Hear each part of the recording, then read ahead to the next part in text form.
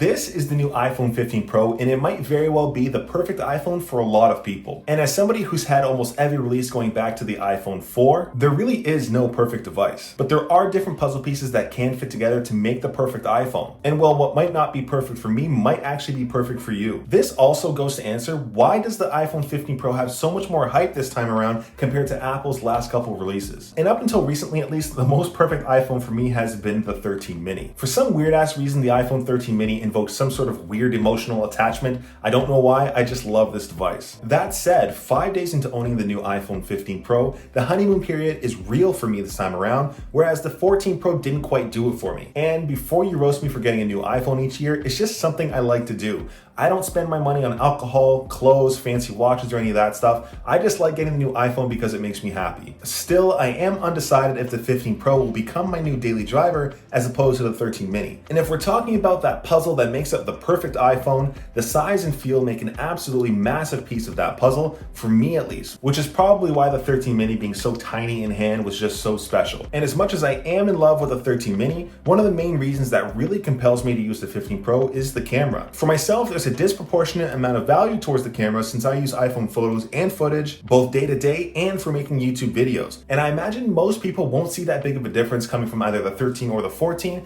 but for myself as a creator, the 15 is a massive upgrade. Simply put, the workflow of being able to shoot in log format directly to an SSD is incredible. And since I do use a Sony camera shooting 4K and S-Log2, my iPhone Apple log footage blends right into my edits. And I'm not sure if I ever would do this, but if I really wanted to, I could replace my Sony camera with the iPhone 15 Pro. Obviously, it wouldn't do everything, but it would still stand a chance. I can't say it's better than my iPhone mini and Sony camera combo, but from a cost and minimalist standpoint, this absolutely does an incredible job. And if I really did want to have just one device, it could get the job done. And while I place more emphasis on the video capabilities in my day-to-day, the camera options on the 15 Pro are still badass. Coming from a body and lens kit, it's nice to have more visual selectiveness for the lenses when you are using an iPhone. That and the photos actually look great. I've actually never stopped using an iPhone for shooting my thumbnails. Also, let's not forget about the front-facing camera. Despite not getting as much recognition as the rear cameras, it's still really good. Fun fact, all of my A-roll footage on this specific video is all done on the iPhone 15 Pro, like literally what you're watching right now, microphone and all. I am shooting at 4K 24 frames per second on the cinematic mode at f4.5 aperture. But let me know what you guys think. Could you tell that this was front-facing iPhone camera footage? Again, as a creator, the camera is an absolutely fat piece of my puzzle that can make up the perfect iPhone. Now, all of that camera stuff sounds amazing, as does Apple's marketing year over year, but none of that matters if it's actually miserable to hold in hand, which is probably why I can never get down with the 15 Pro Max, and I'm definitely going to be diving into the design and build shortly, but first I do want to give a huge thank to today's video sponsor, Moft. With the release of the iPhone 15 Pro, they've just launched 2 new products that pair well with this year's release, as well as previous iPhones. They did send me out their creator box, which I'll legit be using almost daily going forward, so expect to see it used in some upcoming videos. My favorite of the kit is the invisible phone tripod stand. As a creator, this is actually wildly useful simply for being a foldable MagSafe tripod. With its tiny footprint as well, I can get my iPhone into tighter spaces I can't typically get my camera. I don't have to do that weird iPhone lean against an object thing to get the proper angle, it just simply works. That, and you can actually place it at just about any angle you might need. Whether you're scrolling or recording a TikTok, taking a call, watching something, or just using your camera, it works for just about anything. The tripod does snap directly onto your iPhone with what might be the strongest MagSafe magnets I've ever seen,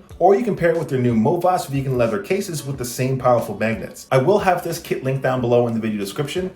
And thanks again to Moft for sponsoring today's video. Getting back to the design and build of the 15 Pro, despite being a whole lot larger than what I'm accustomed to, it's actually surprisingly nice to hold in hand. I don't just mean like a little bit, I really dig the new design. The new rounded edges are pleasant to hold in hand, and it still has that squared off vibe that I enjoyed from the 12, 13, and 14. Not to mention the weight difference from the titanium body is truly noticeable. And coming from the 13 mini, it's definitely a big deal that this isn't as heavy as it could be, which is again another reason I could never go for the Max. What's scary to me though is apparently how fragile the new titanium body is. And from what I've seen online, these are by far the most fragile iPhone cases in a long time. Typically, I throw cases on and off like a pair of socks, but I think this time around I'll be using a case more often than not. And for myself, while I can't help but want a smaller device, For the first time, I'm actually conflicted on using the larger iPhone. As a larger piece of my perfect device puzzle, it's a little hard letting go of that small form factor, but we'll see how it goes over the next month or so. New to the design though, which is also a welcomed addition, is the action button. And straight up, it's legit. Not just, oh, it's a useful feature type thing, it's actually useful tangibly day to day. Like for myself, I just set it to the flashlight, but it's surprisingly useful. It's not like you accidentally activate this button either. You kind of have to hold it down for a second and not just click it. I know I'm going to be diving into the action button a little bit more once I get to know shortcuts a little bit better, and I'm happy Apple ditched the mute switch since I rarely use my ringtone anyways. The main thing I really do miss is fidgeting with the switch itself. And for a lot of people, one of the pieces that makes up the perfect device is battery. For myself, not so much, since I'm always in arm's reach of a charger anyways, whether it's in my car, at my desk, or even with a MagSafe battery pack. Still, I found myself a little bit disappointed with the battery life on the 15 Pro. It's not bad at all, I simply had higher expectations. That's a me problem. I assumed coming from the 13 mini, it'd be an absolutely huge difference, but when you factor in the brighter and faster 120Hz refresh rate, or having an always-on display, I didn't get all that much more out of the battery life. One thing I found over time is that my battery health seems to do a little bit better than other people, mainly since I use Apple's smart charging features, as well as mostly just using MagSafe. We'll definitely see how it performs in the long haul, but I think the new A17 Pro chipset is a double-edged sword towards the battery. And depending on what you're doing, the A17 will either shred through your battery if doing demanding tasks, or simply trickle your battery for day-to-day things. With this year's release though, it's easy to say performance is still blazing quick, but that's kind of the same thing with the A15 and A16 from 2021 and 2022. And I've mentioned it in previous videos, apart from that whole battery gate thing, iPhones don't just magically become worse. iOS is just really efficient. The performance you are paying for though is the new camera processing and features, or being able to play AAA console games when those eventually release. Outside of that, I feel like the A17 Pro is absolute overkill for just about everything else, which is definitely not a bad thing, especially for future-proofing. One thing to keep an eye on though is how hot this device can run. Perhaps it's because we have a new titanium body, or maybe the A17 isn't as good thermally. It's just odd that if I'm downloading an app, the device gets noticeably warm. I'm not talking about day one where you're downloading like 40 apps at once. I mean like the one-off app and your phone still gets a little toasty. I'm not having the experience where it's too hot to hold like a lot of others, but it's still something to keep an eye out for, and hopefully there's no issues down the road. And I can definitely say the performance is definitely there, for me at least. I don't really care to do benchmarks and all that. There's lots of other channels that do that, and they probably would do it better than me anyways. And if we're trying to answer that original question, why the hell does the iPhone 15 Pro have such a fat level of hype? Honestly, I think it's just a perfect storm of multiple things. First, most likely, is that a lot of people are still on that 3-year upgrade cycle back from when the iPhone 10 launched. The hype for that device was absolutely unreal, and a lot of people actually upgraded early or got their iPhone for the first time. And since Apple still had those S releases, 3 years later you had the 12 Pro with the new redesign. Pacific Blue was beautiful. And again, 12 plus 3 years, iPhone 15 Pro. But it's not just upgrade cycles either. For the first time in a while, for myself and a lot of other people in the creator community,